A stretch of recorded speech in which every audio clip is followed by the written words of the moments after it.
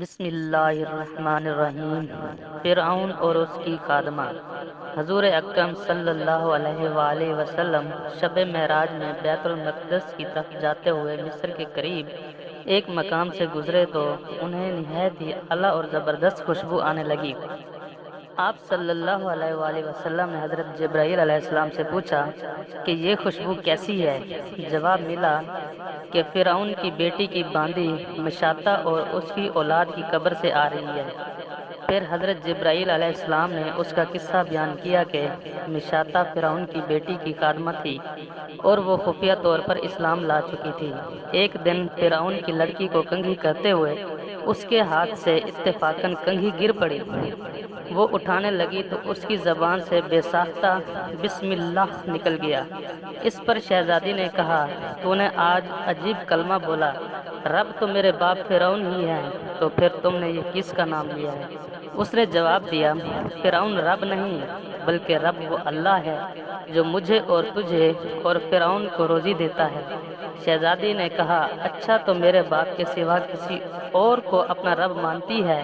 اس نے جواب دیا، ہاں ہاں، میرا، تیرا اور تیرے باپ کا سب کا رب اللہ تعالیٰ ہے۔ شہزادی نے اپنے باپ سے کہلوایا۔ وہ سخت غضبناک ہوا اور اسی وقت اسے بسر دربار بلوایا اور کہا، کیا تم میرے سوا کسی اور کو اپنا رب مانتی ہے؟ اس نے کہا کہ میرا اور تیرا رب اللہ تعالیٰ ہی ہے جو بلندیوں اور بزرگی والا ہے۔ فرعون نے اسی وقت حکم دیا کہ تانبے کی جو گائے بنی ہوئی ہے اس کو خوب تپایا جائے، اور جب بالکل آگ جیسی ہو جائے تو اس کے بچوں کو ایک ایک کر کے اس میں ڈال دیا جائے، آخر میں خود اسے بھی اسی میں ڈال دیا جائے۔ چنانچہ وہ گرم کی گئی۔ جب آگ جیسی ہوئی تو حکم دیا کہ اس کے بچے کو ایک ایک کر کے اس میں ڈالنا شروع کرو۔